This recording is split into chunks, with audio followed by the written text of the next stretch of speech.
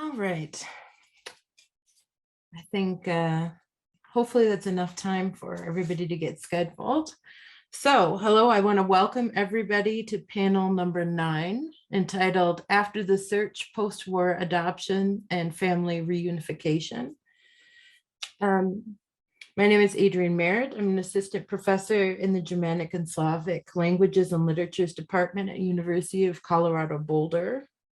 I have the pleasure of moderating this panel today, and I'd like to remind everyone that before I introduce our speakers, I would like to remind attendees to ask questions in the Q&A. I just want to reiterate this, rather than the chat. Feel free to use the chat in any way you would like in order to engage with other people or to add comments.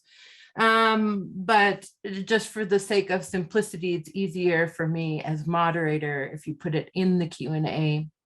That's also true that if you do the raise your hand function, I won't be calling on people. I will be reading the questions. Okay, so I'm going to try to keep the program order. And so in order to allow people the most amount of time to speak, I'm going to read all of the introductions to begin with. And it will be in the order of appearance, and then we'll go through and allow each of the people to speak. So I wanted to start off with Doris Mayberry. She was born in Munich, Germany, and adopted from Germany and brought to the US by a loving African-American military couple, Herbert and Annie Walker, who happened to have been stationed in Germany at the time and raised her as their only child. Doris currently lives with her husband in southern New Jersey and is a proud mother of 2, grandmother of 4, and great-grandmother of 2 children. Her academic affiliations include Burlington County College and Rutgers University, Camden. Doris is semi-retired from a lifelong career in the legal profession, where she has worked in many capacities such as paralegal, HR specialist, recruiter, and legal administrator, and at one time for 20 years at one of Philadelphia's top 10 law firms. Before retiring, she was a member of the National Association of Legal Professionals. Crystal Smith was born in Willingboro, New Jersey. Her mother, Doris Mayberry, was born in Munich, Germany, and adopted from Germany and brought to the US by Crystal's loving grandparents. Over the past 3 years, her mother has united with her biological family. Crystal now has wonderful and loving biological aunts and many cousins. Crystal currently lives with her husband in southern New Jersey and is a proud mother of 4 and 2 beautiful grandchildren. Her academic affiliations include Burlington County College and Thomas Edison State University. Crystal currently works in the legal profession. She has previously worked in many capacities throughout her career as sales supervisor, training specialist, human resources, and legal administrator. Much of Crystal's free time is spent working in her church, where her husband is the assistant pastor. She holds the office of evangelist and serves as a Sunday school superintendent and assistant youth director. She is also the director for a local youth outreach program called Kids Are People Too, or CAPT. I don't know if that's if that's my guess. Janae Smith is Doris Mayberry's granddaughter. She's 21 years old and a senior at Towson University in Towson, Maryland. She's majoring in family and human services. She plans on pursuing her master's in psychology or human resources. She's so proud of her grandmother, who is a strong woman and who she admires. She has shared her grandmother's story with her peers in her, I think this is, I'm not, FMST 325 Diversity and Inclusion class. Sorry, I didn't know what the acronym was. And with her peers privately. Yvonne Doris Derricote is 66 years old. She was born in Munich, Germany, and was adopted by an American Black couple that was stationed in Chateau, France. She came to the United States at the age of 5, where she lived in California, Pennsylvania, and New Jersey. She currently lives in Florida. She was raised as an only child for many years, until which time her parents started to take in foster children. She graduated from Overbrook High and then attended Gloucester County College for an Associate of Science in Nursing for her RN, and years later received her Bachelor of Science in Nursing. She's divorced and she has 2 successful adult children and 3 grandchildren. Within the past 3 years, her family has expanded. She now has 2 sisters, nieces, and nephews. With the help of 23andMe, she found her sister Doris, and with the help of a friend of Doris, they found their sister Ilona, which was confirmed by birth records in Germany and 23andMe. Ilona J. Smith was born in Munich, Germany, and was adopted by an African-American couple, Willie and Anna Britton, while stationed in Germany. Willie and Anna had 1 daughter, but they chose adoption because Anna was unable to conceive, and Ilona was the lucky young baby that stole their heart at first sight. Ilona currently lives in Tennessee with her husband and is a proud mother of 2 and the grandmother of 1 beautiful little girl.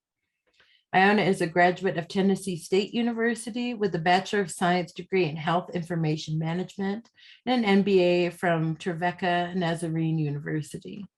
Ilona has worked in healthcare for the last 20 years, working in several areas of healthcare such as privacy, educating staff and providers on the laws of HIPAA, and working in customer relations to identify and resolve challenges associated with patient access to care. Ilona is a member of Alpha Kappa Alpha Sorority Incorporated, which is bound by the bonds of sisterhood and empowered by a commitment to servant leadership. So I would like to first welcome Doris, Crystal, and Janae. You can decide however you want to tell your story. Thank you. There you go. Hi, I'm Doris Mayberry. I'd like to thank the host and sponsors for inviting my family and I to tell our unique story. As the moderator said before, I was born in Munich, Germany. My name was Sieglinde Dorothea Road-Moser. I was adopted at about 3 months old by an African-American military couple and brought to the United States. My father remained in the military and retired in New Jersey when I was 14 years old. I found out that I was adopted when I was 7 years old. I was actually told by a classmate at the time who always talked about being adopted as well. So one day at lunch, I finally told her to stop talking about it. Nobody cared. And she told me that I was adopted. So of course I was floored. So when I got home, I asked my mother about it. And she sat me down and told me that, yes, I was adopted. So honestly, being that young, I didn't really know how to process what I was being told. I was shocked. I remember that, finding out that my adopted parents weren't my bio parents. Even in spite of it, I had a loving upbringing. I was completely accepted in my adopted family. I was never treated as an adoptee, but as family. Most of the disconnect feeling came from me because I really didn't know who I was. My parents gave me my adoption papers when I was about 18. I didn't have the American copy, I only had the German copy. So at the time, I had started working in a purchasing department with another Black German, and her mother translated documents for me. That's when I found out that my name was Sieglinde, and found out what my birth mother's name was. So I was approximately at this time about 20 when I started on the search for my mother. In that job in the purchasing department, I would periodically have to telegraph messages to a satellite office in London. Yeah, I know I'm telling my age by saying I had to telegram. But anyway, in talking to this person in London, I asked her, did she know how I could locate someone in Germany? So she sent to me the address of the registration office. So I wrote to the registration office in Munich, and the response I received was they couldn't give me the information because my records were sealed. So it took me approximately a few years later to try again, but this time I wrote as my adopted mother saying I had lost contact of my bio mother and I would like to reconnect.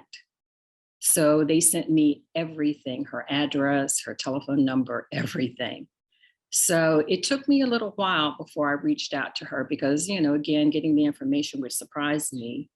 It took me a little while before I decided to call her.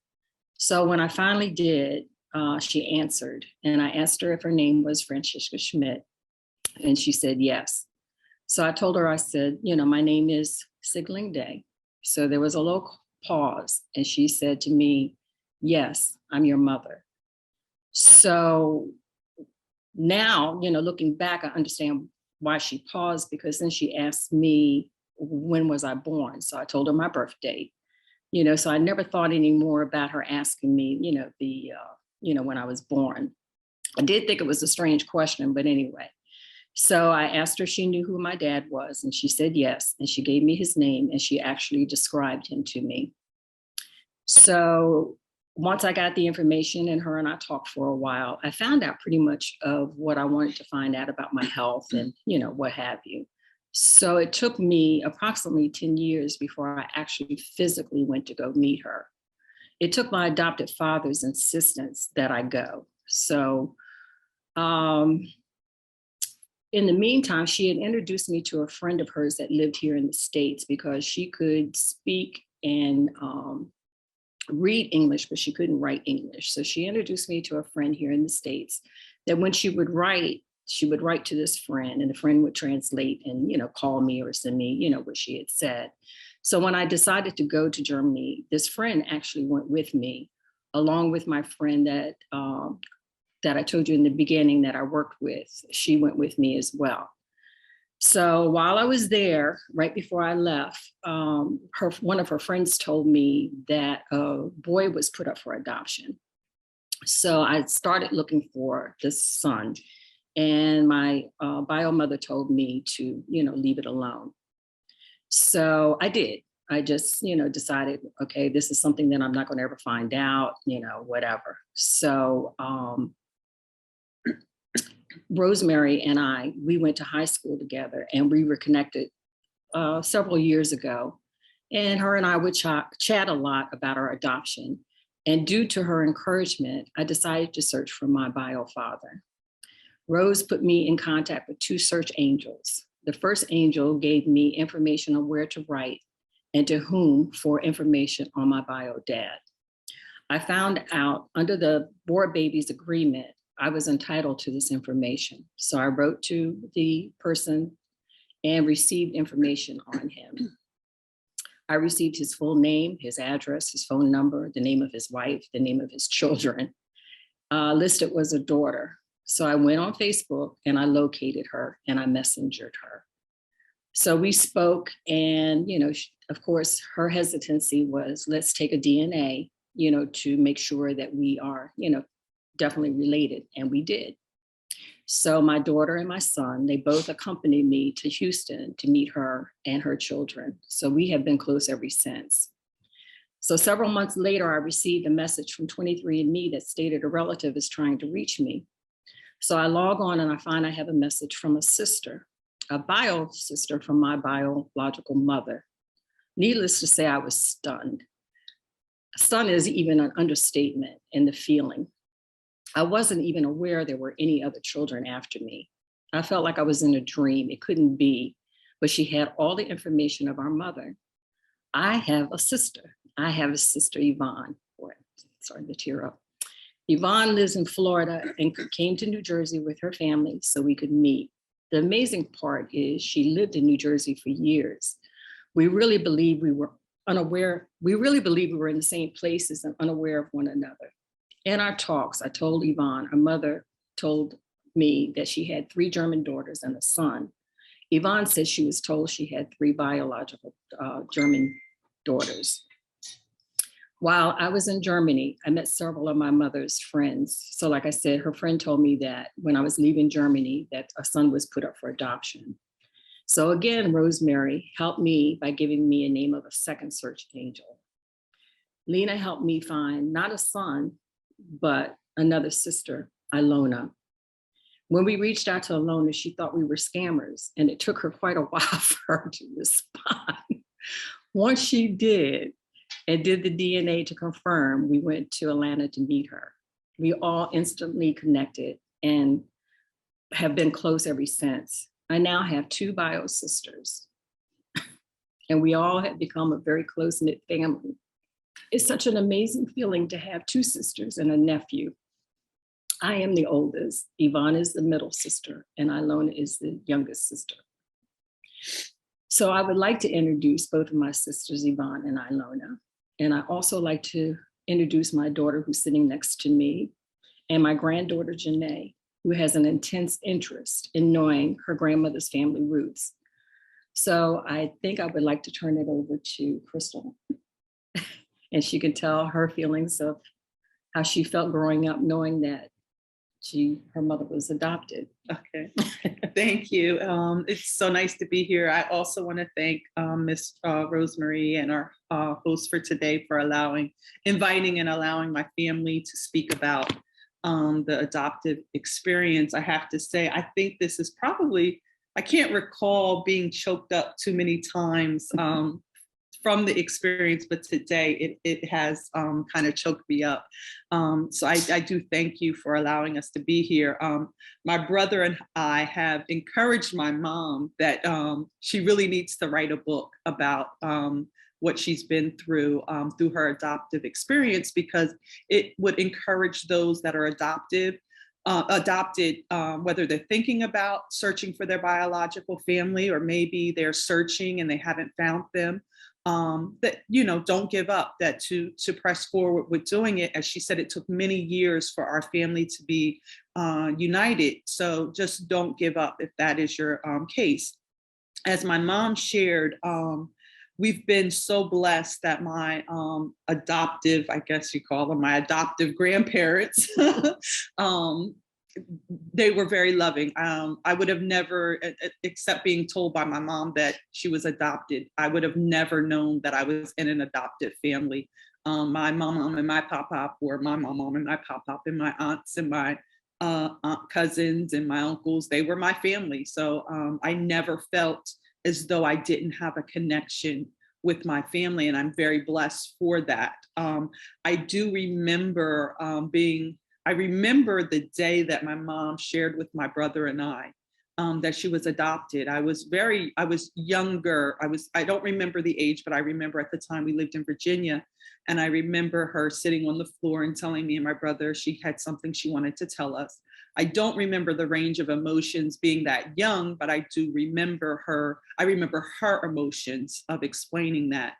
And then after that, I don't really remember us ever talking about being adopted, because like I said, we were never raised as, we weren't family until I was much older. And that's when she began sharing her journey with me of when she found her biological mother. And I remember the excitement and the nervousness and the range of emotions that she had when she went over to Germany, and that experience. I remember so much of the happiness that she had when she found her sister on her father's side. As she shared, we thought at that time that was it. She knew that it was a sister and she had two brothers on her father's side, but we thought that that was it. And it was just so wonderful to be able to connect with them. As she said, we traveled down to Houston, Texas, and instantly it was just a connection. I had a new aunt, cousins, and it just was very wonderful to be able to have a blood connection with someone. And then I distinctly remember the text message that me and my brother got. It was very early. It was like in the wee hours of the morning that we got the text about the 23andMe message that she sent to me and my brother. And I just happened to be getting up to go use the restroom. It was like, I saw it at she sent it 2 a.m. I saw it at 3:30. And I just remember just being in amazement of, wow, there is someone else out there that is connected to us that we don't know. And I just thank my Aunt Yvonne. They came up here, her and her son, David, and her granddaughter. And it was just a wonderful, we've been very blessed at the meetings that we've had. We've just instantly connected. Some families, unfortunately, don't have that experience, but we've been very blessed that we just instantly connected. And then along came my aunt Ilona, who just completed our family. And it's just amazing. Growing up, I only had one aunt. My mom was raised as an only child, so I only had one aunt, which was on my father's side, and she lived in California, so her and I weren't very close. But I gained 3 aunties in like a year, and it just was amazing. And then cousins, and I still have cousins that I have not had an opportunity to meet yet because of COVID. I haven't been able to meet my Aunt Yvonne's daughter and her grandkids, and then also my Aunt Ilona's, her son and daughter and her grandchild, which we're looking forward to just being able to connect all of our families, my children with their children, and just really growing as a family. I just love that we just instantly became family. You know, I know that if I ever had a need, my aunties would be right there for me. I know that my Aunt Ilona, if she thinks that my mom isn't around, she's going to call me and find out where she is if she doesn't answer the phone. But it's just wonderful because it's not something that I had growing up. And my husband and I, we were talking last night about what I was going to say. And he was, you know, just saying to me, you know, just imagine what your life would have been like if you had them. I was very blessed to have a wonderful life, but the type of people that they are, I just know that my life would have been filled with even more love, just because of how loving they are and how they have, you know, accepted me and my family, my husband and my children. And I just am very blessed for that. So that's all that I have. At this time, I'm going to turn it over to my daughter, Janae, for her to tell her story. Janae Smith. Hello, my name is Janae Smith. Like said before, I'm currently a senior at Towson University. I major in family studies with a concentration in human services.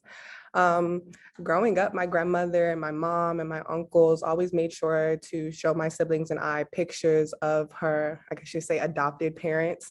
By the time I was born, my grandparents or great grandparents had already passed away. So I could only go based off of memories and pictures, but they always made sure to tell us about their upbringing and their childhood and tell us that it was very loving. In elementary school, I was not aware that my grandmother was adopted. So when I would get the question about my race, I would always say I'm Black. I'm Black. It wasn't until I got to middle school that my grandmother would explain these pictures more in depth to me and my siblings, and explain to us that she was German and born in Germany and that she was adopted. She then would show me pictures eventually of her biological mother. And even then, I believe I was so young that I didn't really grasp what she was saying because I always grew up believing my great grandparents were the people that I seen in the pictures all of those years.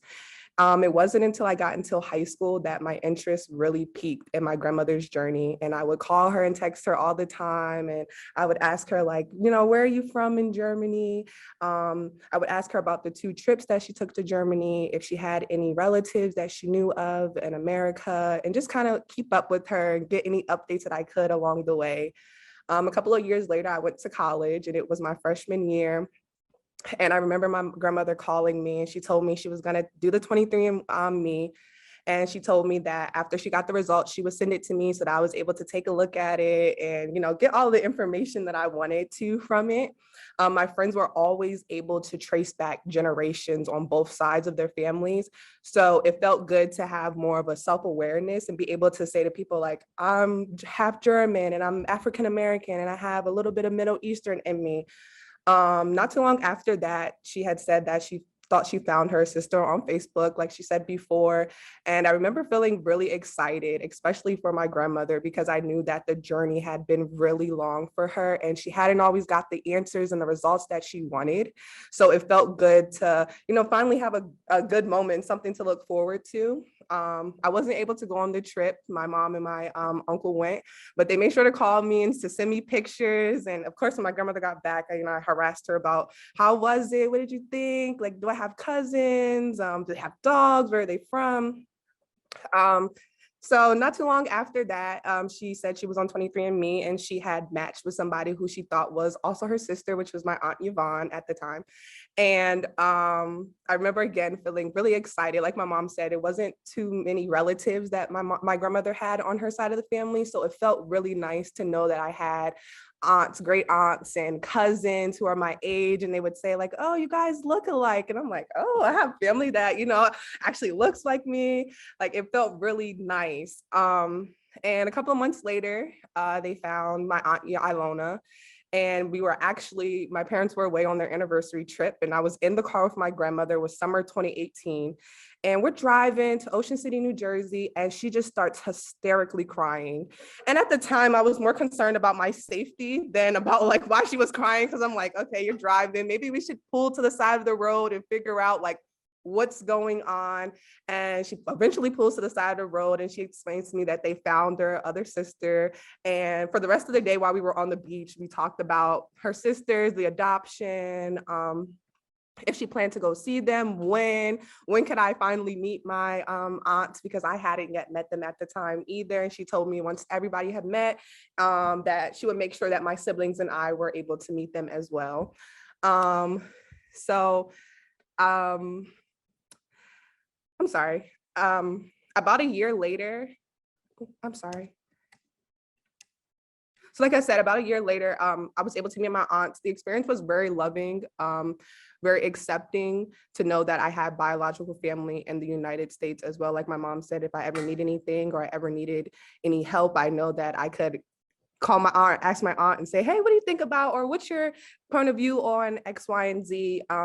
I believe that my grandmother and my aunt's story are all very inspirational, and I'm very grateful that they decided to not give up and they weren't discouraged and they continue to fight to find out their heritage and to find their families, because it really benefited me and my siblings and my mom, and I really appreciate it. Again, my family and I would like to thank Rosemary, our host and sponsor, for inviting my family to speak, as well as all of you taking the time out of your day to listen to us.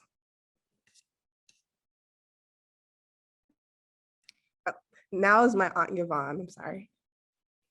Thank you so much, Rose, and all the other sponsors for having this to come and tell our story.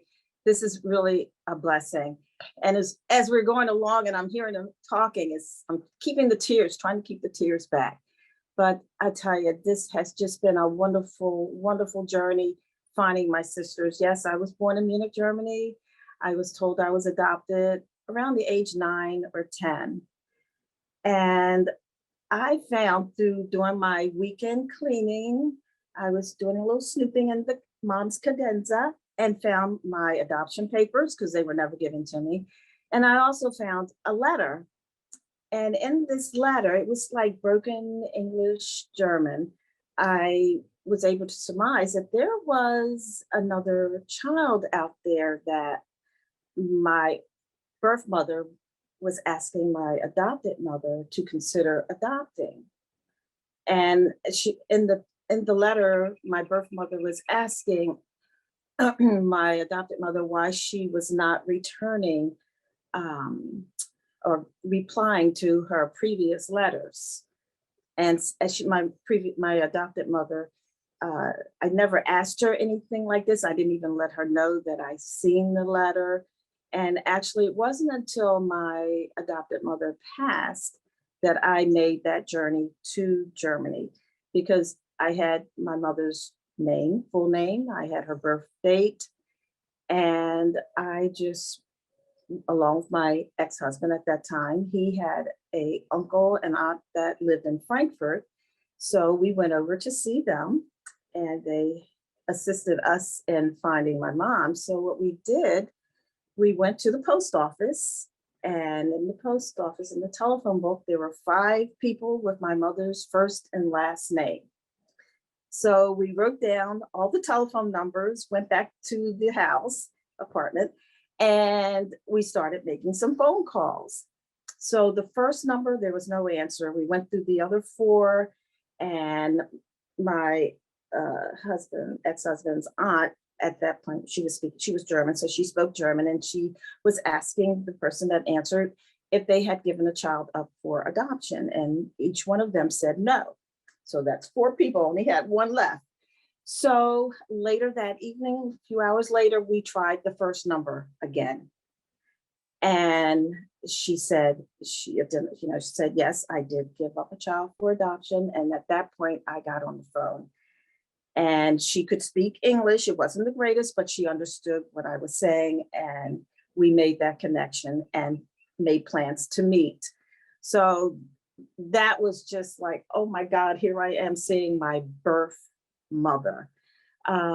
So we did go and see her, and she told me, like she had told Doris, that she had 3 girls.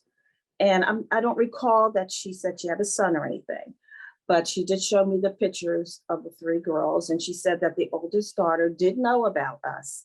However, we did not meet her or any of the other, our other siblings over there.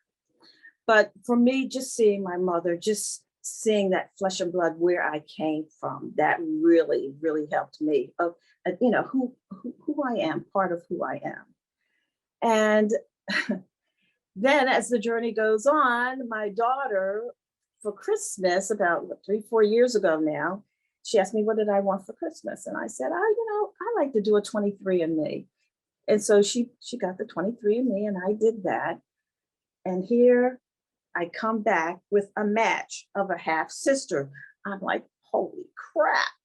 So I'm texting her, I believe you are my sister, blah, blah, blah, blah, blah.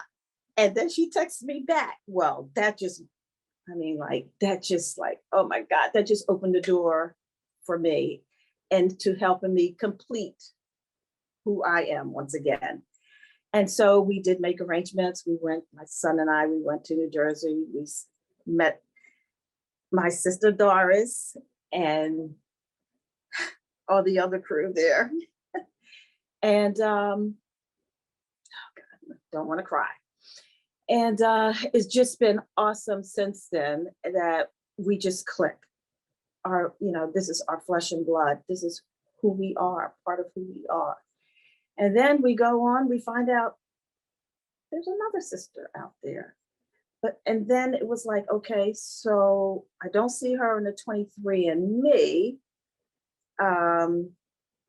So maybe this is what that letter is saying, that this other sister is the one that we found, Ilona, but I really don't know.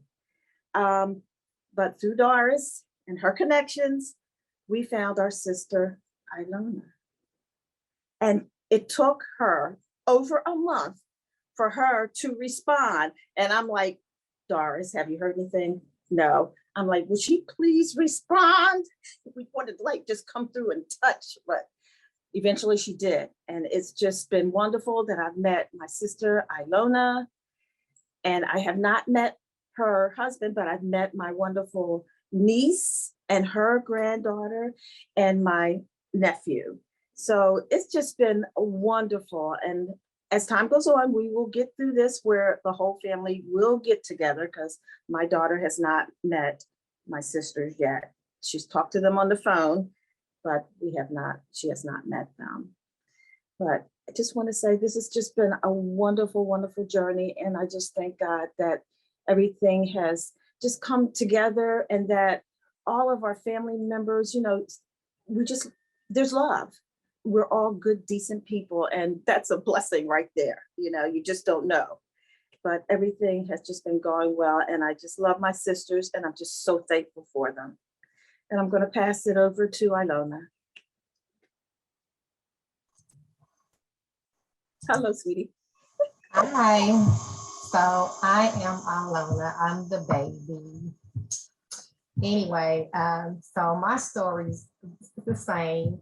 I grew up, but I've always known that I was adopted. I can't even remember, because I've known for so long that I was adopted. So I never really felt that I wanted to reach out, because I felt like if I did, my mother who adopted me, I didn't want to hurt her feelings. So, and I know she loved me so much. And I had an older sister who loved me. I remember she babysat to buy me my first bicycle, because living in the military, there was a lot of prejudices. And one little girl let me ride her bike. And when her mom came outside and said, why is she on your bike? She pushed me off. And she was a little white girl, and she pushed me off. And my sister said, don't ever get on that bike again. You will have your own bike. And she did babysitting, and she bought me my first bike. She said, you will never have to ask anyone for anything. You will be I'll make sure you have everything you need. So I had my older sister. My parents had her, and my mother couldn't have any other kids, so they adopted me. So I wasn't adopted from looking at my adoption papers that I've always seen, just never really paid any attention to them until Doris and Yvonne came along. But I was born in January. I wasn't adopted until November. And from my understanding, our biological mother had, what did I tell you, Doris? I can't remember. She had something and they had to separate us. So she was put somewhere and I was put somewhere, and I was adopted in November. And she met my parents, and she would come see me on the weekends, every weekend to visit. And my sister said my mom would get a little upset because our mother would call me her baby, and my adopted mom would say, that's not her baby, she's my baby. So, but she came to see me until we left Germany.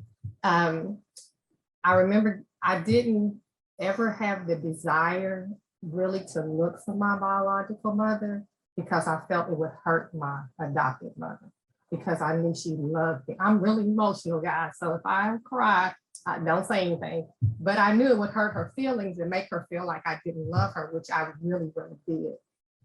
So I never thought about it.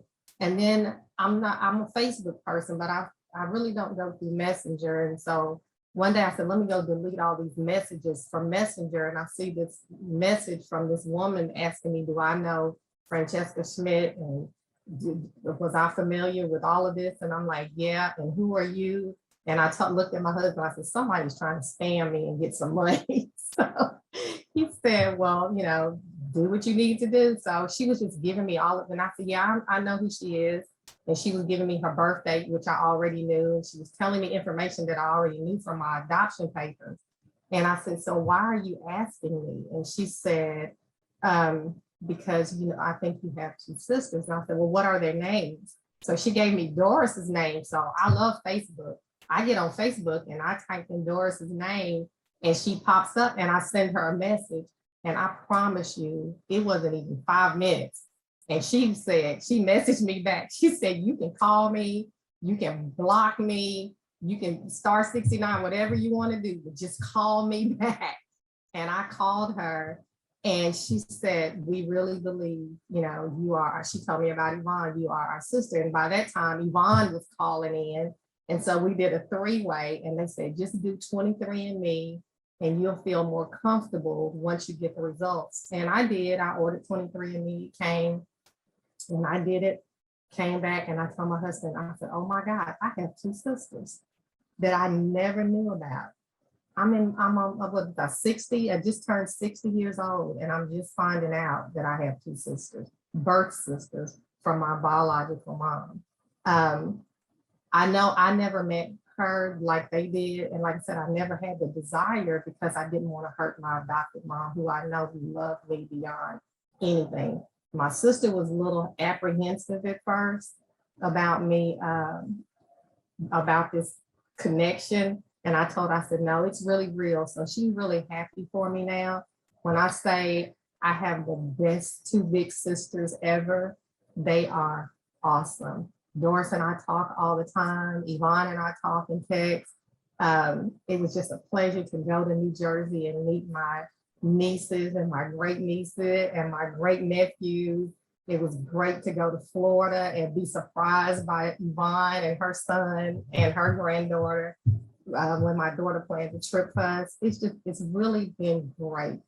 And the connection for me is awesome, because I really wasn't close to my adopted mother's family, because as I grew up, I found they didn't treat her well growing up, because both of her parents died when she was young. And so I didn't really care for how they treated her. So I kind of lost that connection with them. So I kind of backed off. But now I have this great family of nieces and nephews and great nephews and great great nieces and nephews. It's just awesome. And I love I love my family. I love them. And I'm really close to my husband's family. And that's weird, you know, because I only have the 2 kids and the 1 granddaughter, and he has a big family. And at Thanksgiving, it's over 100 of us for Thanksgiving dinner. So I'm really close to my husband's family. But now I have my own big family, and we're trying to plan how we're gonna all get together. And COVID has just really put a on that, but we're gonna work this out and we're gonna all get together. But for me, Doris and Yvonne have been one of the greatest blessings in my life. Seriously, but beyond my kids and my husband, I couldn't ask for better. I don't have a lot because, like I said, I never met my biological mother.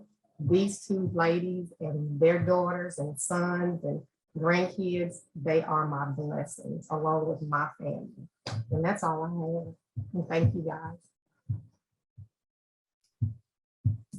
Thank you, all of you, for telling your stories and how, you know, it's just fascinating how everything comes together. You know, it starts with one journey. You're starting individual journeys, and then these journeys kind of overlap and then brought you all together. I'm going to look to see if we have any questions in the Q&A yet. Now, one question I'd like to pose, would you recommend to others kind of out there, you know, 23andMe or Ancestry, of taking that test? Would you recommend that, or do you think that that's, you know, if you know your family story? Well, I say no. A lot of us know a family story, but that's not always the full family story. So would you any of you recommend that to others? Well, for me, I would say yes, I definitely recommend it. If I hadn't done it, I would not have found my sisters. We would not be here today. So for me, absolutely, absolutely. And I find that even because I did the Ancestry DNA test also, and I find that they're very close, and they're not exact, and I'm sure they're not perfect, but I think they're pretty close in the results. Yeah. I would recommend it as well, because as I stated before, I went looking for my biological father's family. And as a result of doing the 23andMe, if I had not done it, even though Yvonne would have done the 23andMe, she would have never found me. So I'm grateful that I did it, because that's how our journey started, because I did it and then she connected to me and then we found Ilona. So yes, absolutely.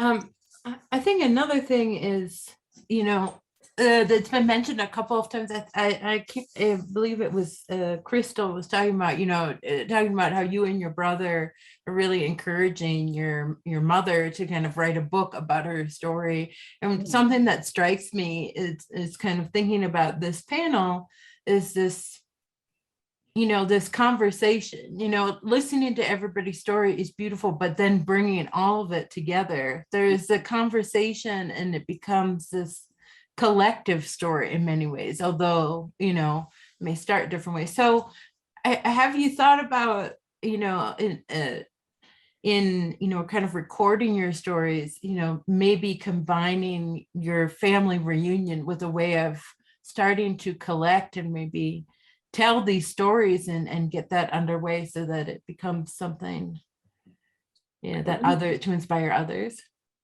We've talked about it several times, even between Ilona and Yvonne and I. And I guess we really need to sit down and start doing that. And then when Yvonne and I first connected, I had to keep my daughter from like reaching out to Oprah and every telephone station there was. She's like, you need to get on TV, you know, Steve Harvey, anything that she could think of. So yeah, seriously, we do need to sit down and start doing that. Yeah. Awesome. It has really been a blessing with the connection. Even Doris surprised me for my birthday one year, and it was just super amazing. my husband kept calling me and saying, are you coming? I'm gonna meet at the Cheesecake Factory near where I was working. And I was like, yeah. As soon as I turned the corner and get ready to sit in the booth, Doris is sitting right there. And I just sit down and start crying. It's just been great it's like a natural connection. It's not like we met as strangers. It's like it's just like a family connection. It's blood connection. There was no distance. There was no hesitation. It was just natural. It was just a true natural connection that you can only get with family. It was awesome. These two ladies are awesome. The kids, everybody is just amazing. So I'm blessed beyond measure to be a part of this family. I also think that's what's so unique about our story is that all three of us are adopted.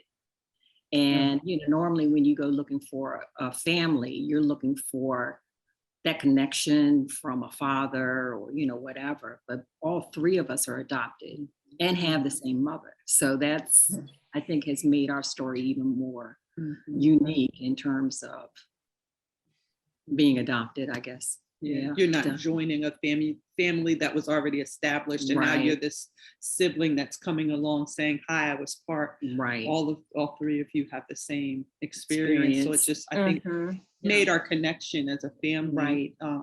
Like my aunt Ilona said, it was never awkwardness when we met. It was it just always felt natural. All three meetings that we've had, it just always felt natural. It was never like, what do I say? It was just like, it just connected and we just laughed, had fun, and just got to know each other. It's been wonderful. Yeah, absolutely.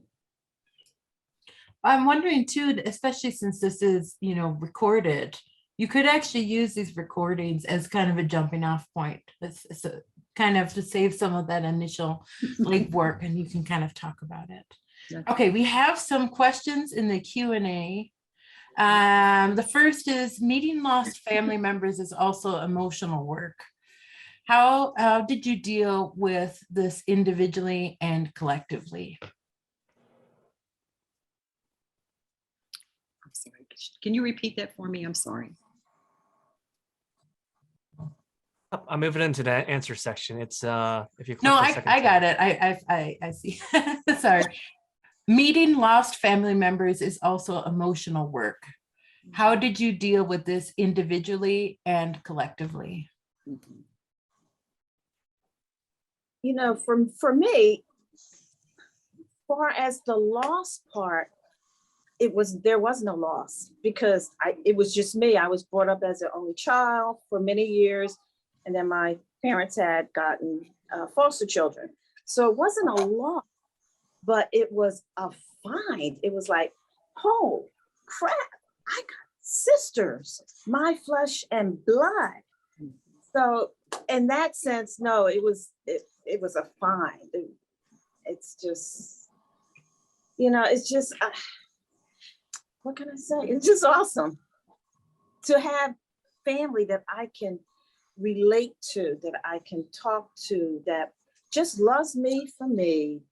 It's just been beautiful.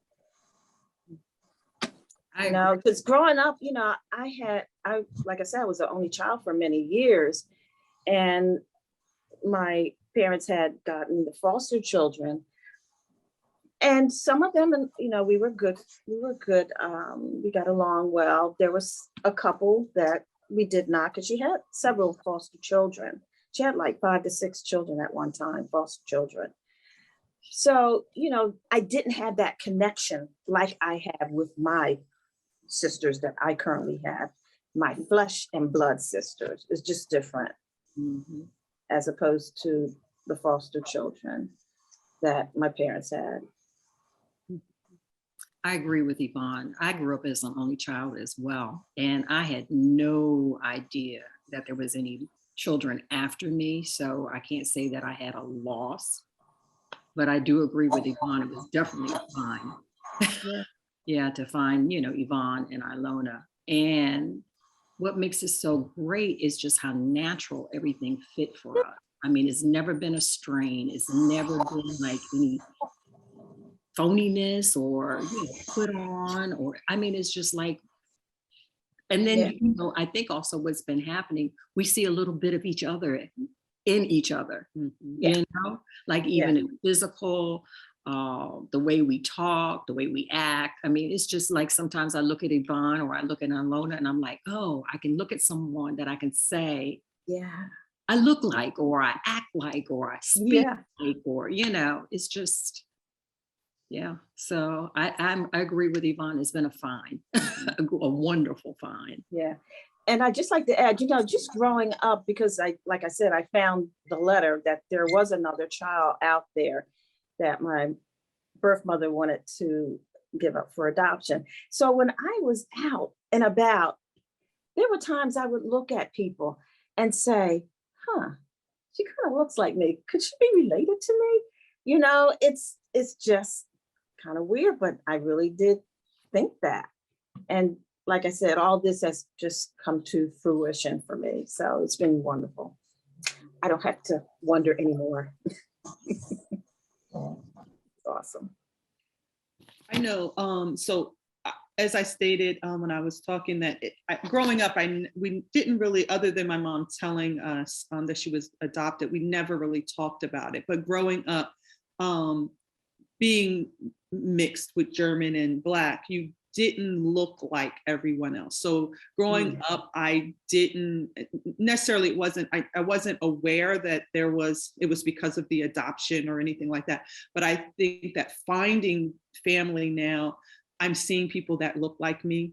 So I think that it's just wonderful to kind of, when you grow up mixed, you're not fully Black. So the Blacks are like, you don't look like us, and you're not white, and white's like, you're not us. So it's just like, so growing up even in school, so there was always that, you didn't fit in this one particular box. So that has also been a blessing. Now meeting our family, that now you look like me. I see, even looking here on Zoom, I see the resemblance even in us. It's strong. Like me and my aunt Ilona, look, our hair is styled the same. When we got on, I was like, wow, look at that. And it wasn't planned. It's just like, it's just like my mom was saying, you see your features and different things in people. And I remember when I first saw my aunt Ilona's picture, I was like, oh my God, like that is you, Mom. Her and my aunt Yvonne look alike, but it was almost like me looking at my mom in a picture. So it's just wonderful to be able to actually see your family, and your features. The family was our family, but it was just family. But now you see like more of a connection, even, from the family. So yeah, she was, when I first showed her Ilona's picture, she's like, there's no way you don't have the same dad. Right, yeah. And when she found out that it wasn't, she was like, I still don't believe it. So, but yeah. Okay, we have another question here. One sister said she was hesitant to do any searching for your mother, y'all's mother, because she didn't want to hurt her adopted mother. So, and this is really for any of you. Can you talk more about this? Was this based upon behaviors or statements by your adopted mother, or just kind of your instincts? That was me who said that, and it was based on instinct. My mother tried, so I have a sister. My mother had a daughter, and she tried to have other children and could not conceive. So that's when they chose to adopt me. My adopted father died when I was 10 years old. And so my adopted sister is 10 years older than I am also. So she was married at 18. So I was 8 years old when she got married. So for me, it was always me and my mother. And I didn't want her to ever think that anybody else came before her, because she sacrificed everything for me growing up as a single mother. And so my father died when he was like 33, and she never remembered. She focused on me the whole time. So I figured, for me, even knowing that I was adopted, and I even remember getting a spanking for saying something about my adopted mother. because she said, you know, you have other brothers and sisters. And I'm like, well, why would she keep having kids and giving them away? And I got the worst spanking ever. And I never said anything else about this woman, but she was, thank you, God, that she gave me to you. And so I learned from that, but not because I didn't think she was the acceptance of it. I just felt like she sacrificed so much for me. And I just didn't want, and like I said, my father died when I was 10 years old. My sister was married, and it was just us, you know, the whole time it was just me and my mom. So she was my main focus. And I didn't ever want her to feel like I was moving away from her. So that was my focus. That's the only reason why I never pursued it, is because for her to always know that I loved her more than anything. And she was my number one. So that's why I just never looked. But they found me anyway. So, but it worked out. And, you know, we never talked about it. You know, she told me about it. She gave me my adoption paper. She gave me everything. But I just never searched based on like losing my father at a young age and it just being me and her.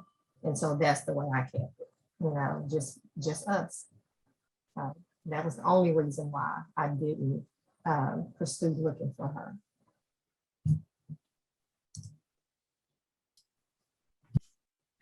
Okay, we have another question. Starts off, thank you for sharing your moving stories.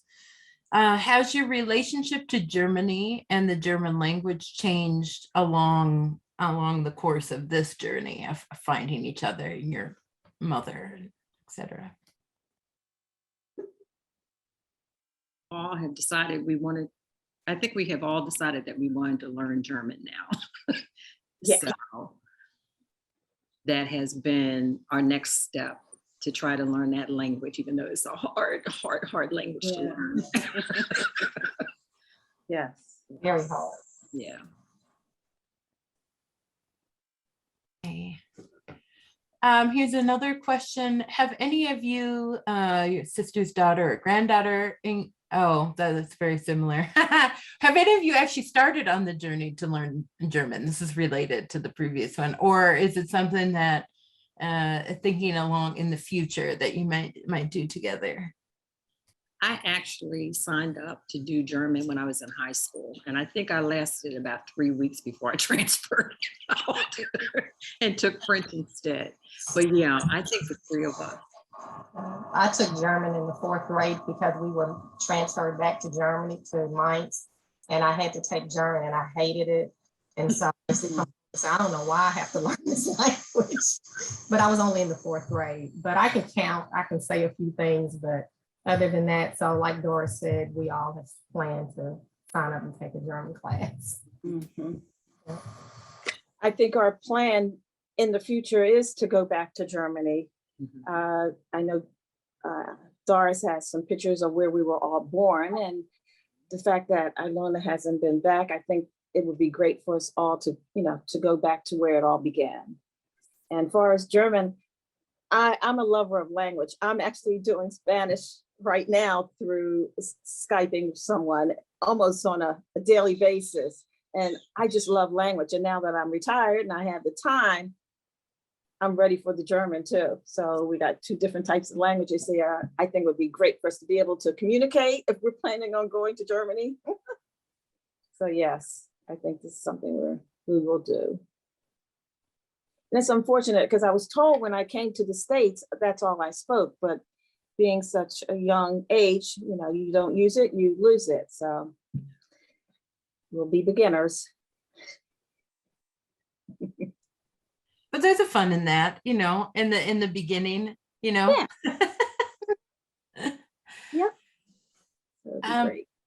So there's another question about, have you connected to the Black German movement in Germany at all? Any of you? No. No. Not for Rosemary Not Trying, but no. Right?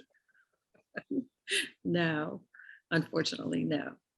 Would that be, just as kind of a follow-up question, would that be, if you're thinking about going to Germany, would that be something that might be part of your return, that trip to Germany, of kind of meeting other Black Germans? Oh, absolutely. Yeah. Yeah. Mhm. Mhm. Okay, there's another question, and I'm gonna rephrase this a little bit. Was this process of finding siblings, even if, you know, you said, all of you mentioned it was a find, right? That this is something that added. Was this in some ways, even though you didn't feel lost, was there a feeling of healing, or kind of, maybe not healing, but maybe feeling more complete? That kind of was a part of this. Yeah, I was gonna say it was like a feeling of completion, like Yeah. the circle has closed, we know who we are, we know where we really come from. So to me, it was like a circle of completion, that you couldn't have said it better with completion. Yeah, totally agree. Totally, absolutely. I also agree. Growing up, like I said, my friends could always trace back generations. So it felt good to finally be able to do the same thing and to know my family and to know my race and really be able to explain it to people in depth instead of just saying like, oh, I'm Black and I'm German. But now I know the story behind it and I know my aunt. So definitely feel like it's more of a wholeness and a self-awareness that came out of it. Mhm. Well, and that's actually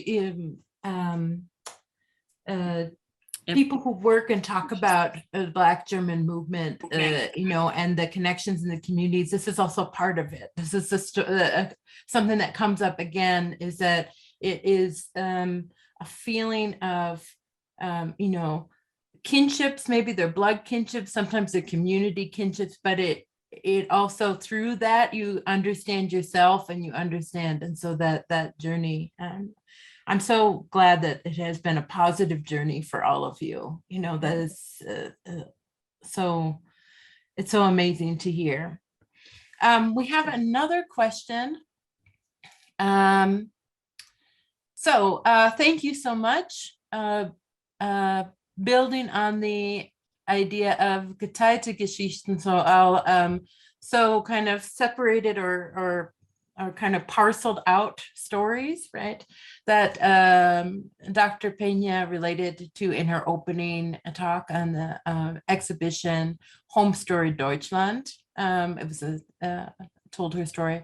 I'm wondering if you feel a yearning to also connect to us, the siblings in the Black diaspora in the German-speaking communities. I want to express my gratitude and feel your stories are just a crucial part of our diasporian stories. So, which I asked a little bit before, but would, journeying to Germany, will this, I'm sure it's part personal, but also kind of an exploration. I don't know if you want to talk about any thoughts or plans that you've kind of already walked through as you're kind of dreaming up this trip. I went to Germany to meet my biological mother, and I was actually in Munich for about 2 weeks. So I had the opportunity to actually go to the hospital that I was born, and go around to kind of get a familiarity to Munich. And it was truly an emotional experience to be able to walk into where you were born, and that's something that Ilona and Yvonne and I have talked about, to go back and actually, for them to experience seeing, where they also, because we were all born in the same hospital. So, so yeah. I think it would be a great experience for them to experience the city of Munich as well. Oh, yeah. Okay, thank you. So here's a question. I was also born in Munich with a similar adoption story. Do you know if Munich was a hub for such adoptions? I don't know, but it kind of seems like it, doesn't it? Yeah, I can't answer that question, yes or no, but there were quite a few that came from Munich. Mhm. And, like we've often wondered, like, what was going on At that time. at that time. Yeah. Mhm. Yeah. It's so much that there's the war baby Baby, agreement. yeah, So that yeah, it's, yeah. so That's how I was able to locate my biological father, Mhm. is, because there was a time that all the records were sealed, but yeah. Mhm.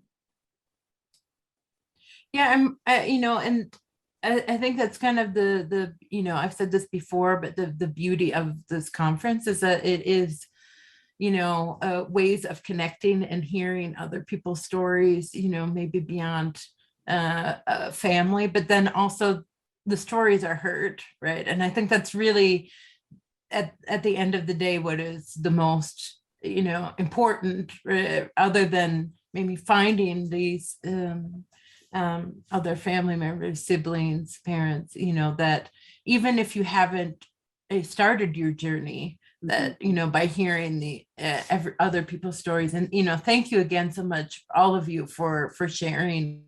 Thank you. Thank you for having us. Yes, thank you for having us. Allowing us to share. Yes, thank you so much. She's frozen. Adrienne, I think you're frozen. You're frozen.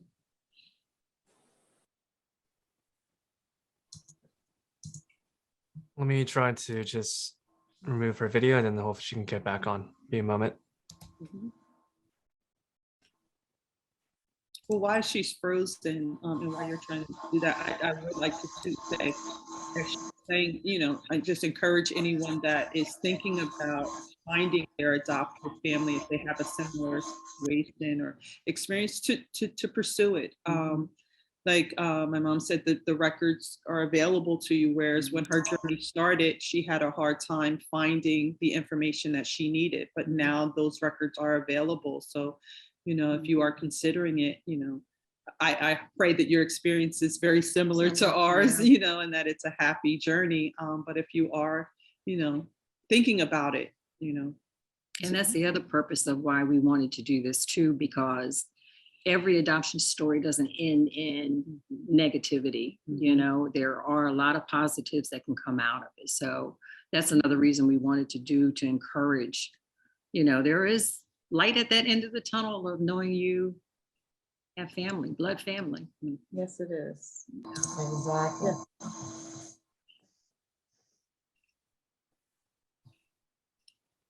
Right now, we're just still waiting for her to come back. She just dropped out of the call, so waiting for her to come back right now. Okay, no problem.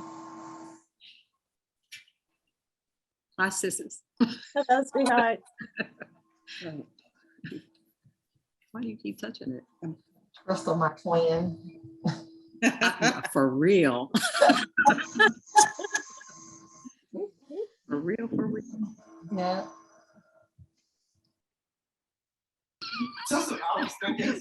I had to just tell my other people can hear y'all right now. I know. She didn't realize. I knew I wasn't on mute.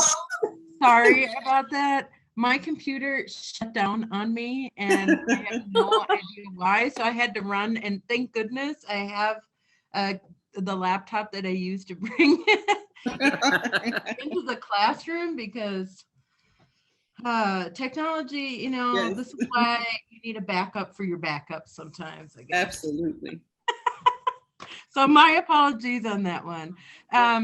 Let me see. Well, I can't actually, questions that I think were already asked, I can't access now, but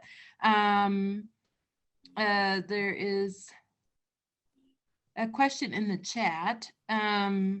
So have any of you heard of Mayayim or Mayayim? No. No. You might be interested to some of the things that she talks about. She wrote essays. I mean, she was an activist, she was a scholar, she was a poet.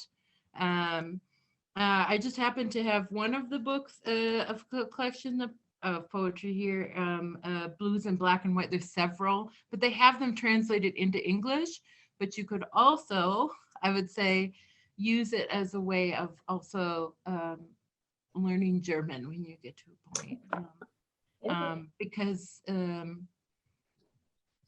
yeah, she some of the things that she talks about being Black and German, about being a woman, it could maybe be part of your experience of kind of exploring your German heritage, but then also, you know, she talks about love and family. There are other things. So just as this is Natasha Kelly mentioned. Yeah. Okay, so we have about 15 more minutes, and I apologize if you already put something in the chat. Unfortunately, I do not have access to that because it's a different device, but if anybody has any additional questions, we'll give people a minute if they want to post anything. There are also, as long as we're pitching books, I just happen to have books on my desk. Tiffany Fleurville's book is also, might be interesting. Just looking at development of the German movement. There's also, Natasha Kelly has done so much work, beautiful work on this. In the form of videos. I actually have, let me see. Oh, that's why I can't find it. It's on top of my, my laptop is sitting on top of it.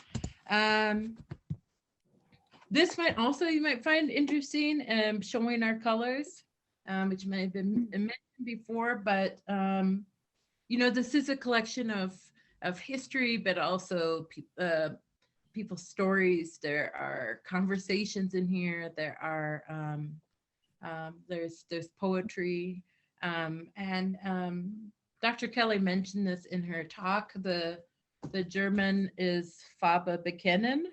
So, you know, again, there's a learning German language learning possibilities with this, as well as Natasha's the book that went with her documentary film, Millie's Erwachen, or Millie's Awakening. And a lot of these are available as Kindle books, or that you can check out from public libraries, the digital copies. And so I would encourage you, if there's an interest, because I think that you'll find your story, there's a lot of connections between your story and your journey and some of the things that these women are talking about, and which also I think maybe brings in that German kind of connection. Mm-hmm. Oh, okay, those were already. I'm trying to look at these. Okay. Those were more suggestions. Sorry, I saw two of the Q&A, but there is also, actually this should just be maybe copied into some of these. If you have other suggestions, what I would recommend is put them in the chat, because the Q&A for attendees, the Q&A is not it's not as accessible, easy to look at as the chat is. Adrienne, there is a question in the Q&A box that my mom wants to answer, if that's okay. It says, yeah, definitely. Again, I don't have access to all of them, unfortunately. Okay. It says, how did your relationships to your biological mother and father evolve? So. Well, for me, I found my biological mother back in 1984, so it evolved that we talk quite frequently. I think I stopped contacting her maybe back in 2006 or 7, something like that. And the reason life just got busy. And then when I did think about it, I wasn't sure I could handle if I found out that she had passed. Because when I actually met her, she was 75 years old. So, you know, but it evolved, you know, that we talk frequently, and, you know, a lot of information I found out from her. And then it was just general conversation, you know, when we would speak. As far as my biological father, when I found him and his family, he was deceased. So I never actually met him. But my sister on my father's side did give me a lot of information of who he is and what type of person he was. And so, but yeah, he was deceased by the time I found him.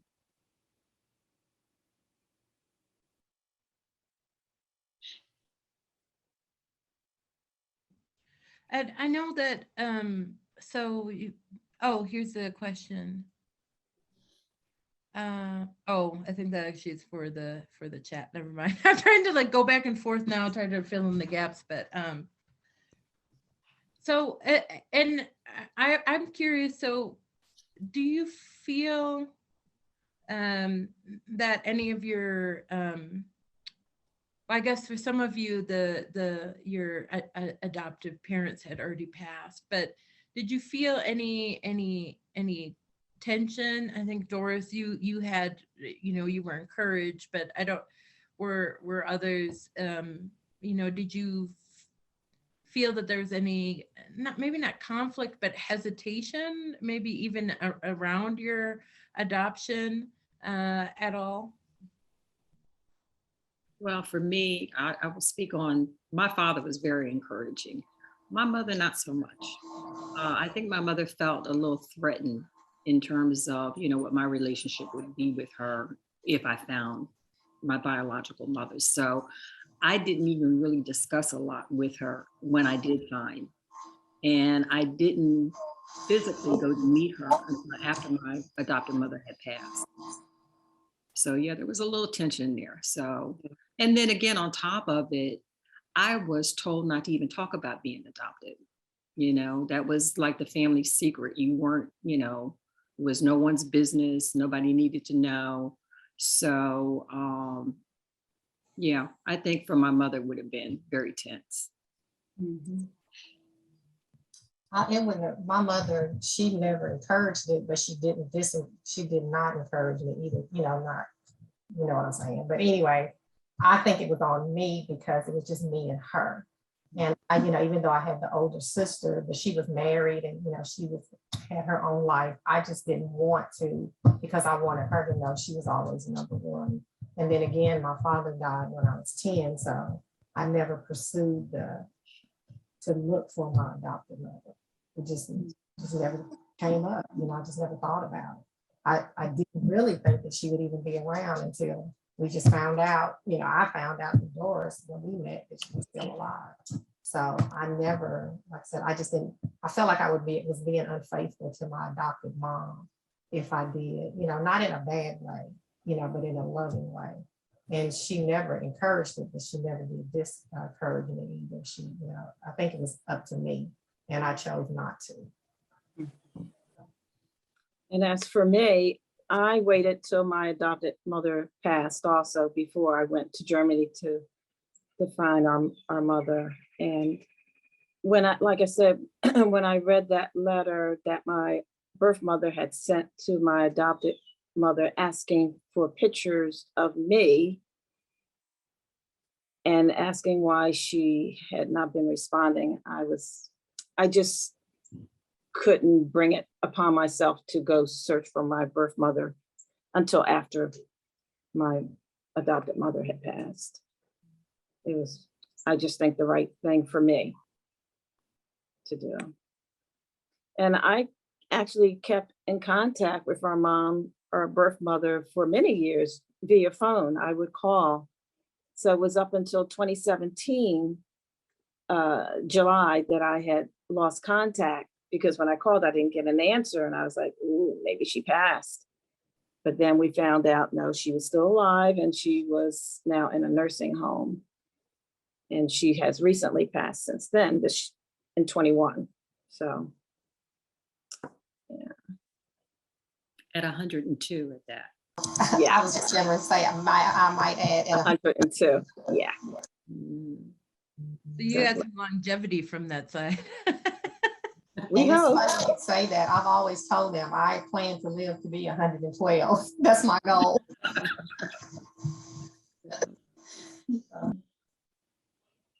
I do wonder, each of you has talked about your experience and kind of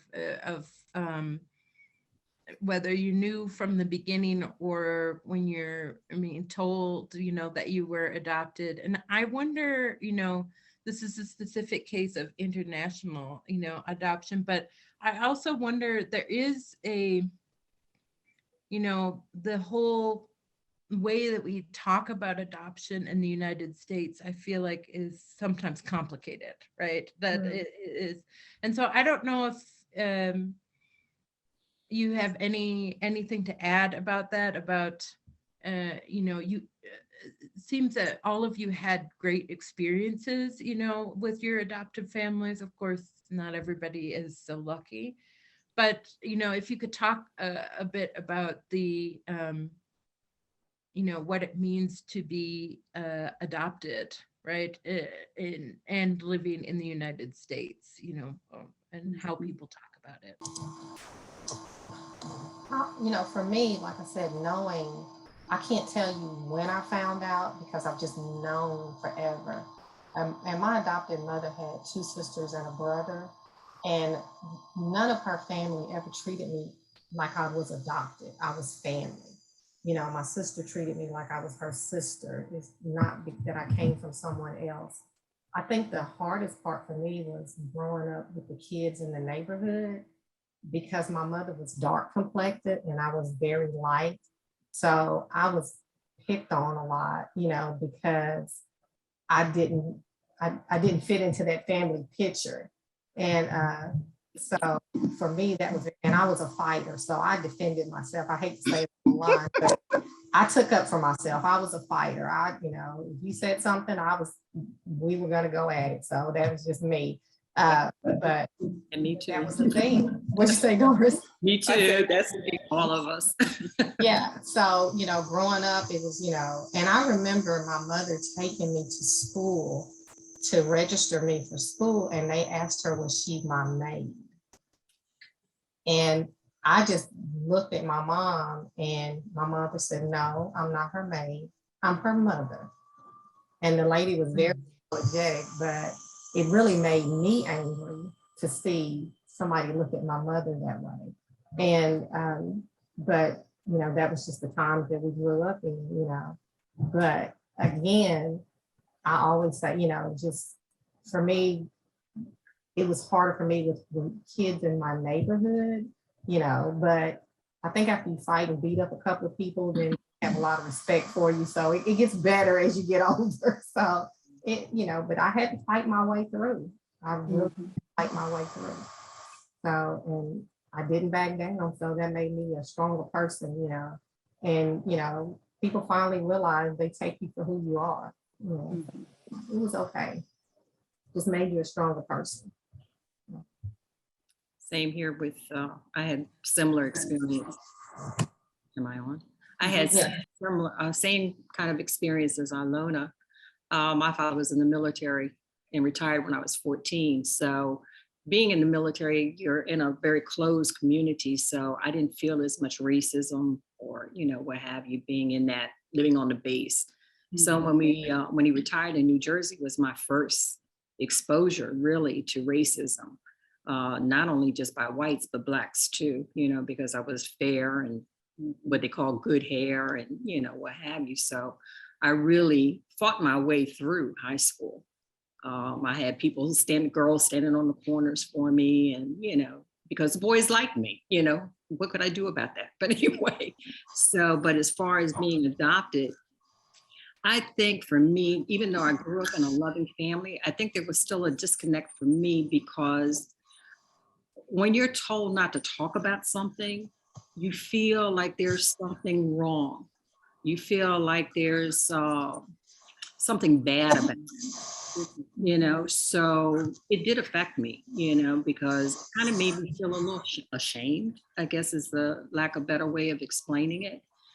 Both of my parents were very fair. So, I mean, if you looked at us as a family, you would never have known that I was. So, nobody ever questioned, that they weren't my family. But like I said, I did feel somewhat of a disconnect because I did feel as though something was wrong with it by being told I couldn't talk about it. I wasn't allowed to say anything to anybody. And you had a friend of Rose and I that was also one of the on a panel that actually sat behind me in high school. And we would talk, we were friendly.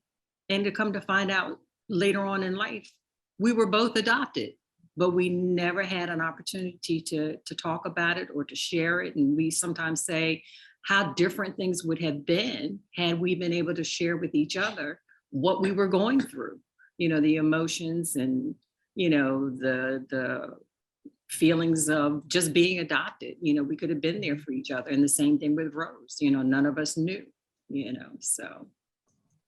And my adoption was very open. Everybody knew. It wasn't a closed book.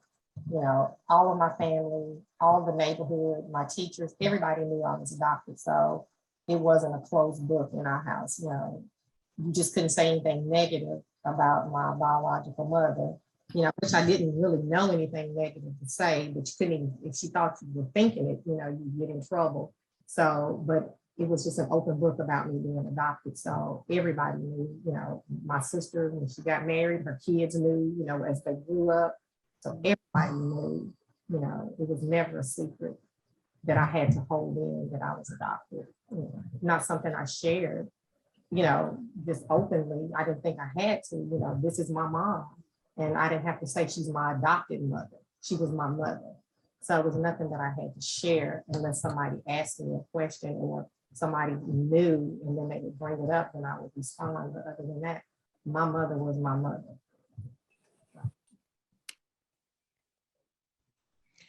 Okay, sorry. We've come to the end of our time. So I wanted to thank you all again so much for everything that you have shared with us today, taking this time. I know that, you know, Zoom isn't everybody's favorite right now, but it does have the benefit of bringing us all together, at least virtually. And so thank you again. Hopefully we'll have some digital applause. And, yeah, I wish you the best with the rest of your day. Thank you you so much for having us. Thank Thank you for having us. Thank you. Thank you.